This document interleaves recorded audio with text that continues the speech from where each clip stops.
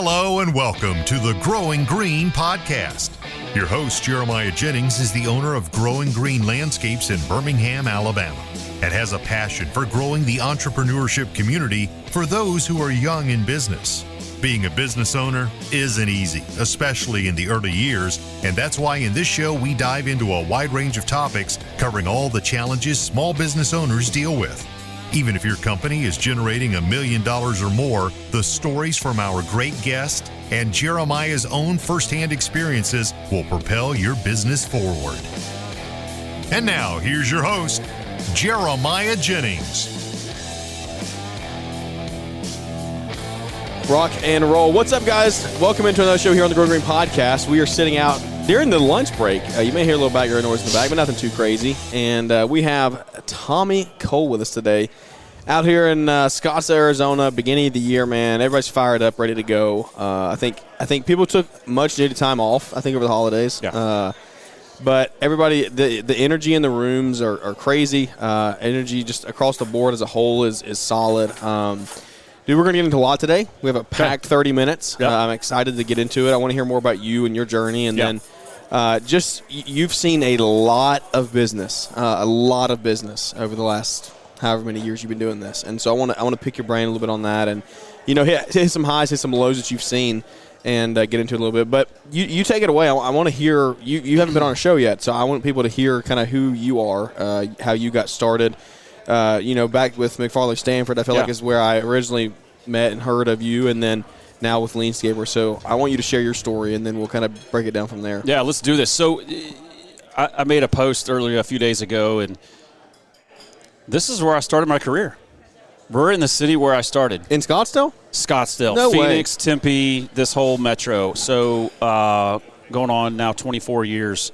But I graduated college and loaded up my pickup truck and trailer, and I had 2 job interviews in Phoenix, and I moved out here. Luckily, I landed a job. Yeah. And Where were you moving from? From West Texas. So I went to school at Texas Tech. Okay. Packed up my stuff 10 days after I walked the graduation stage and said, you were out of there. I got no year too long of finding myself in Europe or anything like that, backpacking trip. I said, I'm going to make money. I'm starting my career now. Started here as a landscape designer, super high-end residential in downtown Phoenix, traveled to Southern California, Northern California, design, sort of project management. It's a very small firm. That's where I just learned an absolute ton of information, how to design, how to project. There literally is a job site in Paradise Valley, just right on the north side of Camelback. I got to go see that again this week. One of my first jobs. Yeah. I designed it with the landscape architect that I was coached under and built it. Still standing? Still standing. Or it's sitting? Just or the most beautiful landscape with Camelback in the backdrop, insane pool.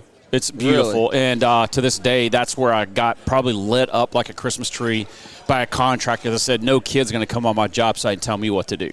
Really? So, it's all learn the hard way, right? So I started my career here for 5 years as a designer, moved back to the great state of Texas. That's when I flipped the career and said, I'm going into landscape contracting. Yeah.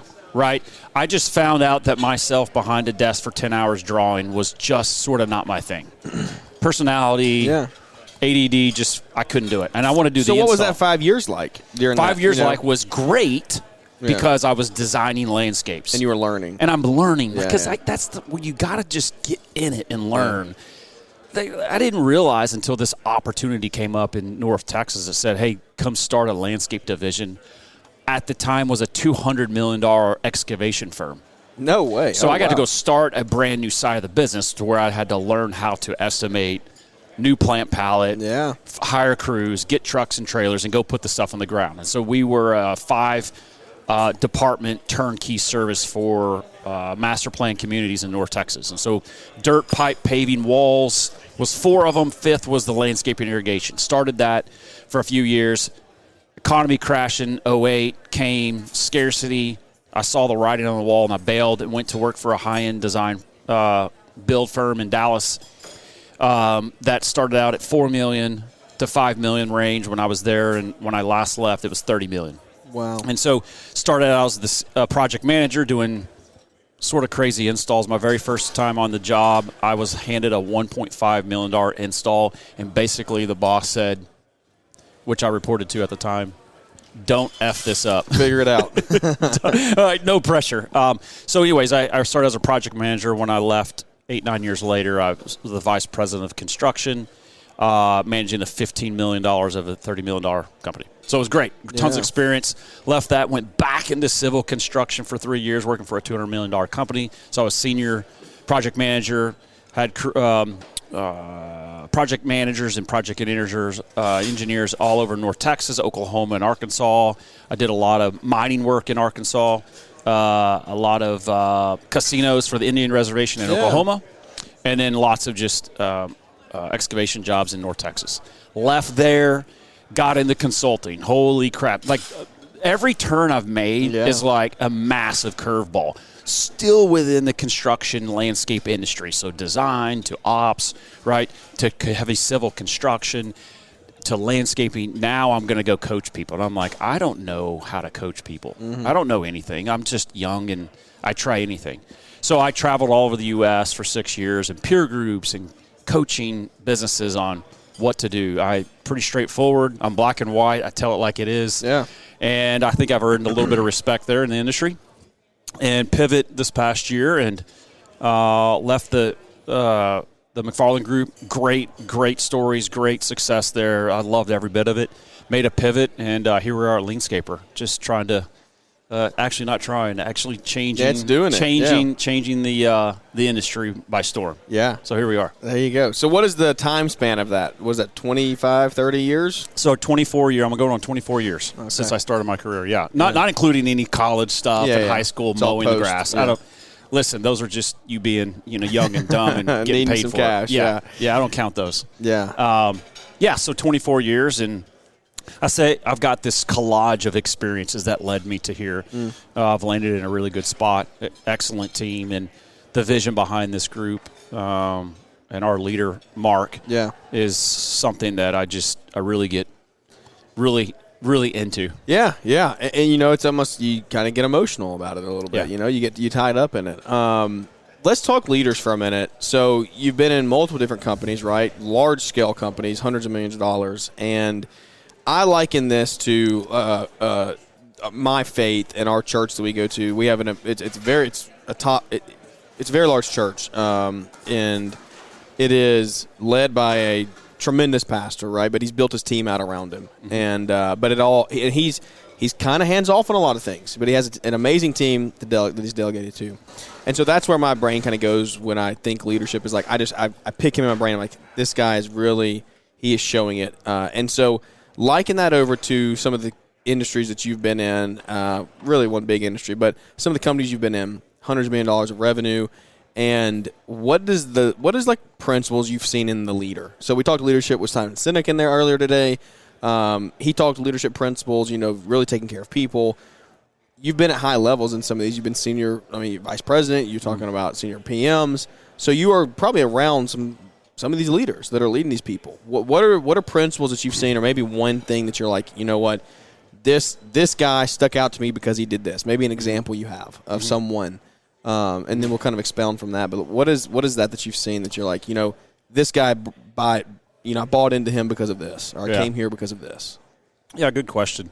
I said early on I was successful as a project manager, right? Yeah. And so managing crews, subcontractors to get the job done, but that's just me alone, right? Correct, and sort of rally the team to get things going. And then I've got put into a position of leading project managers. Yeah. And I'm going to be honest with you, I sucked. Really? I was horrible at it. Why? Because I treated my team as a task. Yeah. So I would write down of all the things that each manager should be doing this week and next week. This has got to be done. Check this job off. Do this. Make sure you send a thank you note. Like these things. Yeah. And Bob, did you do all these things? Yeah. So a year into it, Bob's like, you're terrible. Like, you're just telling me all the things to be doing. you're not coaching me. You're not inspiring me. You're not helping me get there. Yeah. Like, you're just running through your list for our one-on-one meeting, and checking off a box. So I had to learn the hard way, and Bob actually left. Thank you. Really? I'm out of here. Yeah. I'm going somewhere else. And so that was a wake-up call. So my recommendation to you is that people are not robots. 100%. That's why AI it's not going to help the people problem. Right. So what we talk about Leanscaper is build the people first. Yeah. That's the people. And what does that mean? That is hire good people. Yeah. Okay, that's in itself just a good people, and lead them in a direction that has a vision that is so clear that they can make their own moves to get to that one point, right? Yeah. It may be a little zigzagged. It might be their own little taste, but there's still vision. It's still where we're going. Like, I love to analyze sports, right? So give me the owner that's got this vision. Great. The coach goes and gets it done between the X's and O's, right? But he's not did it last night. Yeah, totally. But he's not on the field telling him what to do every play. Now, he did come in and say on a 4th down call, no, baby, we're because of that's a momentum change. Yep. And he saw it, and he stepped in when he needed to. 100%. Yeah. That's what the leader is supposed to do, is saying, you guys have been prepared. We've built a system. Yeah. We've got exceptional talent, no 5 stars on this group. Yeah. Go get them. Did you see his post game? No, I did not. So when I saw the interception, I hit off on the TV. You knew it. And I was in bed. I was done. Yeah, it was amazing. You know, his first response was like, look, when you have a great organization with great teams, great players, great coaches that comes together and has a unified vision for what we're doing, you know, they're not shocked when they win. No. You know, and that's something that I think a lot of people need to – people say it and they don't think about it when they say it. You ask a question like, can you believe it? You know, I liken this to Brian. Yeah. So Brian built his house last year, 2 years ago. And people would ask him all the time, and we've had a lot of just closed-door like conversations of, you know, can you believe it? Can you – and he's like, yes, 100% I believe it. Like, I saw this 5 years ago, 10 years ago, and we've done the things in place to do this. So, like, I knew what this hall was going to look like. I knew where this turn was. You know, I envisioned that. Signetti knew he was going to win a championship. Like, well, obviously it wasn't last year. It may not have been this year, but he knew he was going to win one, right?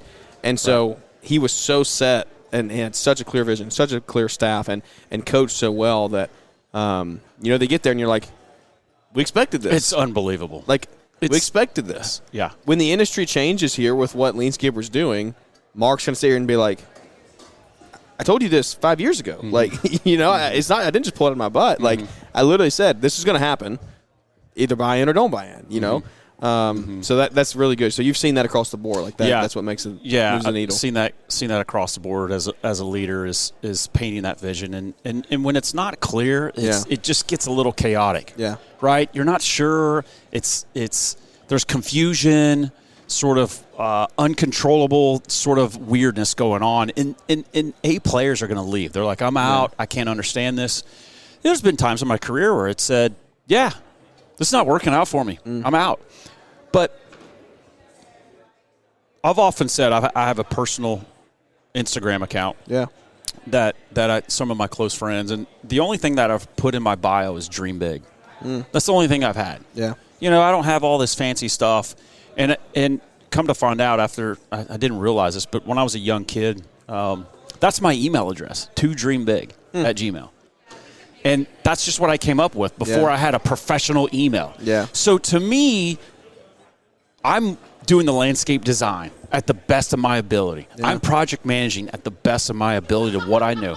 And I'm learning how to be a leader at the best of what I know. But if I keep putting in the systems and the repetition and the discipline every day to get better every day, I'm going to be dreaming something really big. Yeah. I feel like I'm here. Yeah. Is it the end of the road? Hell no, it's not. It's just we're just getting started. Yeah. But when you align with that vision and that core value, you start to attract things that come in your life. And you're in a team that dreams big.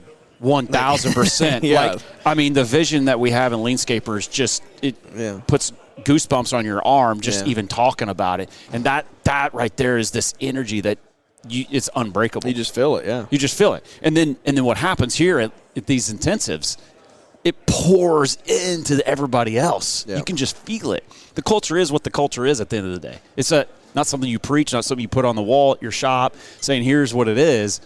It's just, it's there. It's lived out. And we're experiencing this here in Scottsdale. So, I would say, we always say at Leanscaper, build the people, right? Number one. Yeah. 2, build the systems. Number 3, build the big, bad A machine. Yeah. And go, right? Yeah. And that the people is the number one thing. As you've gone 24 years here, correct me if I'm wrong, you've had ownership in some of these positions, I'm sure, some equity stake in it, but you've never solely owned any of these, correct? So what does that look like for you? Have you ever had that desire to go out on your own? Have you ever had that desire to, I want this to be mine? Or how have you kind of gone this, someone call it entrepreneur way, like inside of another company, but you've been very successful in it, right? Mm-hmm. You've made a good career for yourself. You've made a really good life. You have freedom to do things. Mm-hmm. What does that look like? And because I think that there are people, actually I know there are people out there, probably some that are listening to the show, that should look at that as an option, right? Because you're not sitting here looking at me and saying, you know what, I don't really like what I'm doing right now. This isn't fun. I want to go, You're sitting here saying, dude, I love it. I'm bought into this vision. Mm-hmm. And so over those years of you going and being inside of other businesses, inside of companies, what have you learned?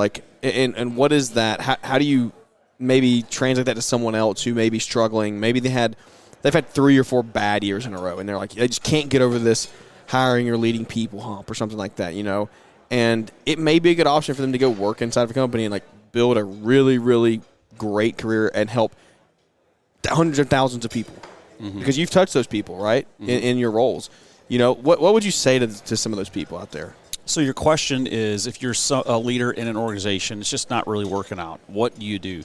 Stay in or stay out? Or you own an organization. Okay. And you own your own company, right? Mm-hmm. And you're you just can't seem to move the needle forward. You're losing money, or the stress is too much, or your marriage is on the rocks, because you take the stress home of owning the business every day. Yeah. So from an ownership, if a business is struggling for years, one of the things that actually probably the most important thing for me, this is really hard to say. I used to think just work harder. Mm.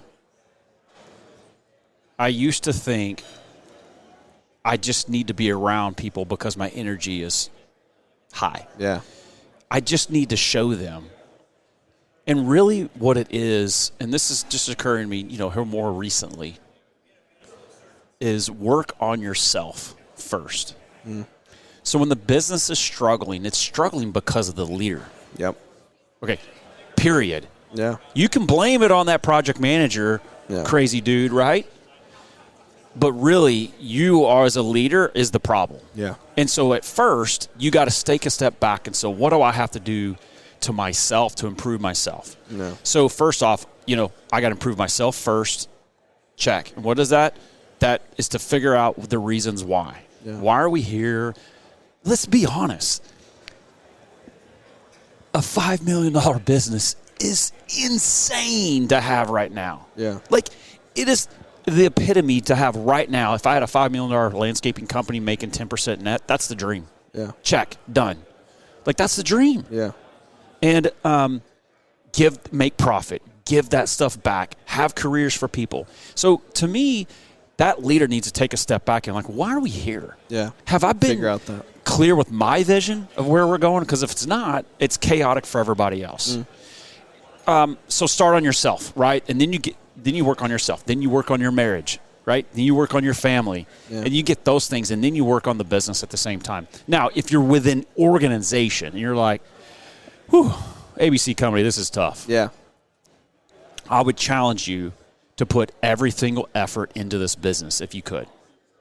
Is it going to work out? I'm not sure. Yeah. It may or may not. But be the best damn project manager you can on planet Earth. Yeah. Right? And when you're the best project manager and you're communicative to your client and you're consistent and you take pictures and you be open about the finances and you have change orders and you have commitments to that customer, I always told myself, you be just the best PM there is and don't worry about anything else. Yeah. And when I would move along the ladder in companies, they're like, just give me Tommy back. Like, I don't run with him, right?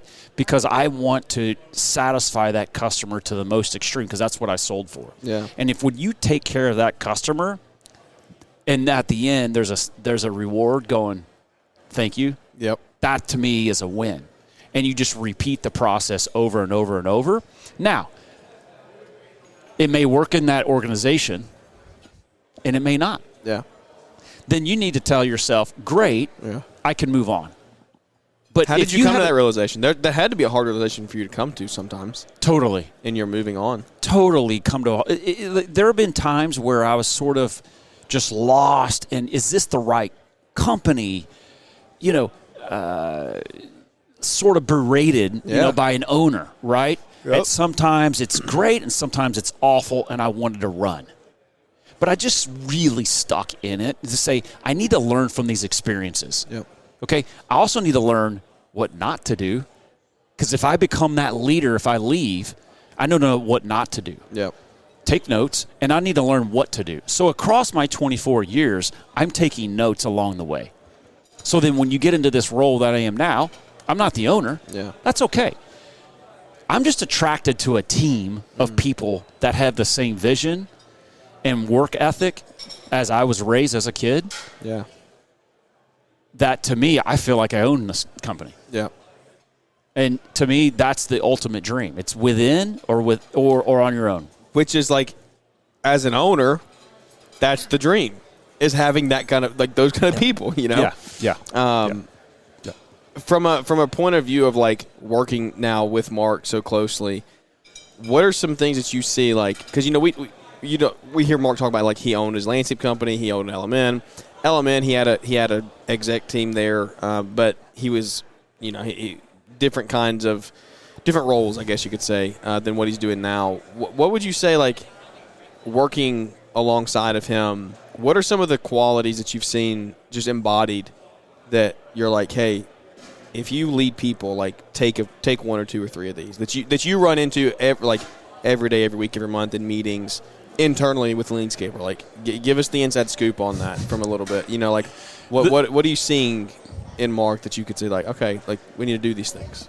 That's the dirt inside Leanscaper. I have the honor to be surrounded a leadership team that pushes us to extreme. Yeah.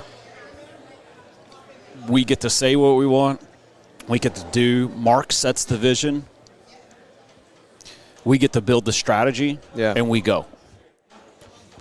Is sometimes the strategy a little off? 100%. Yeah. Sometimes we nail it. We're all human, and we're all here to do the right thing. So there's a trust factor already set from day one. Yeah. Mark has hired these people graciously to come in and build something. Yeah.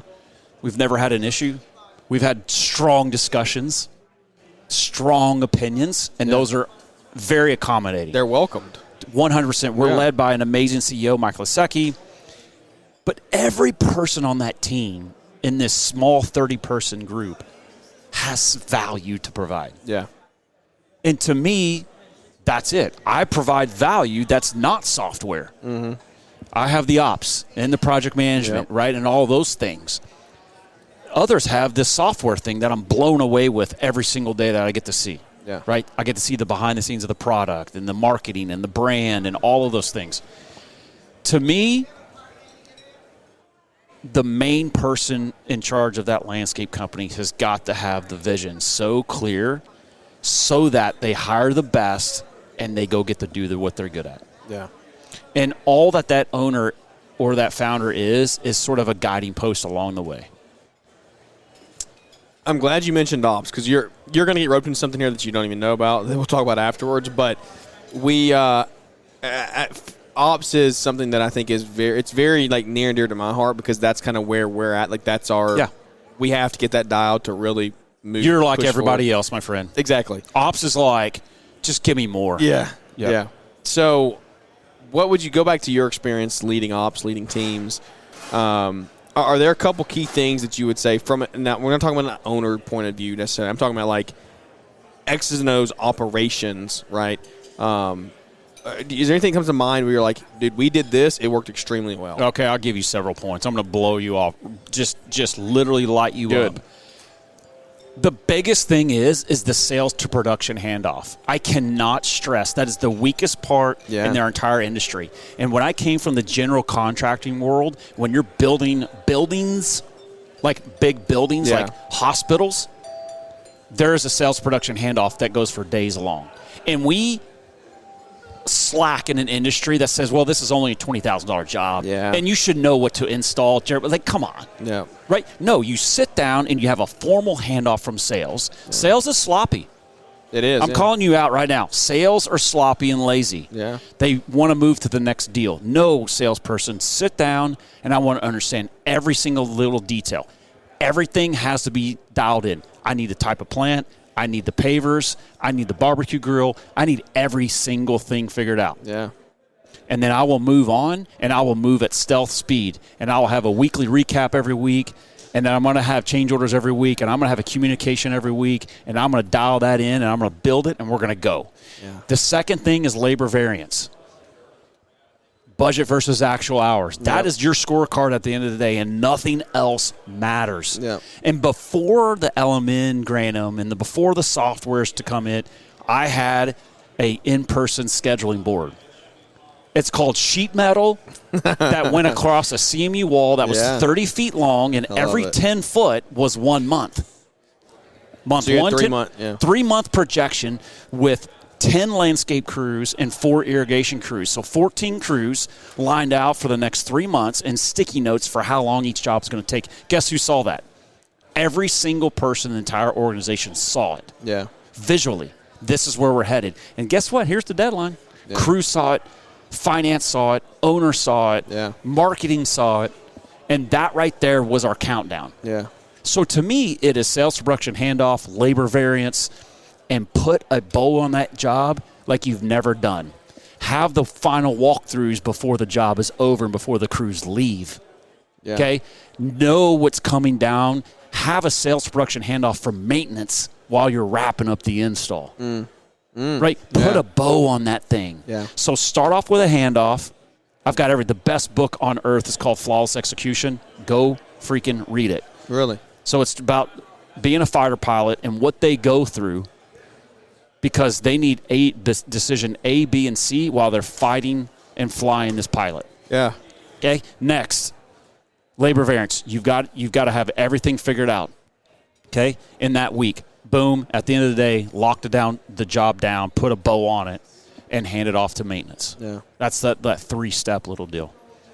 All right. That is the intro to something that you don't even know about, but you will in 2 minutes. There you go. There you go. That passion from Tommy has not come out until 4 minutes ago. And you're a pretty passionate guy. But you I just could go off on ops, my friend. Level. I can tell you, operations is my love. It's a game of Tetris. It is, yeah. And I will compare it to Tetris. And you know how the blocks fall down? I know we're about to close. The blocks fall down, right? Yeah. And what happens? Decision. What? Weather, labor, materials, job changeovers. Yeah. Right? All of those things, and you're trying to fit them in the best possible spot. Yeah. I get so stoked about operations because it's the hardest gig in an entire organization. Yeah. That's why most people want to know more about it. Yep. Because they struggle the most. Well, guys, that is a little teaser for what we have coming in April for our we're going to do a roadmap to ops event. Last year we did one on finance, hitting that $1 million revenue. This year we're going to do it on ops. Oh. And Tommy just roped himself into talking there. So it's a good thing you didn't say anything financial. Yeah. I'm excited, guys. So more to come on that. Registrations will open up pretty soon, and it's going to be a great time. But Tommy, thanks for your time, buddy. Absolutely. I know we got a packed day here. If people want to follow you, where can they connect with you? Yeah, LinkedIn, I'm all over it. I respond to every single thing. Yeah. I enjoy that. I feel connected to a lot of people. Instagram, Tommy Cole, the Leanscaper. It's pretty simple. Yeah. I'm on it all the time. It just really gets me excited, more passionate about people that I interact with in person and on social. Yeah, it's like super family. fun. You literally grow a family. No, I tell you, like, my wife's like, man, I tell my wife, I don't have many friends. Yeah. Like, I have a couple of select people Yep. that I've known for years. These are my friends. Yep. It's just really crazy. My wife just gets so excited I could come to Scottsdale, be with my fans, for the week, and then we do it all over again in a couple months. So, that's right. Yeah. Love it. Guys, thank you for tuning in. I hope you enjoyed it. If you got any questions, reach out and let me know. If we can ever help, please let me know. Thank you for tuning in. Let's wrap this one up, and we'll catch you here on the next one. See you guys. Thanks for tuning in to the Growing Green podcast. It is an honor to have you listening, and we hope you receive valuable advice to help take your business to the next level. Don't forget to follow the podcast so you'll be notified when our next episode drops.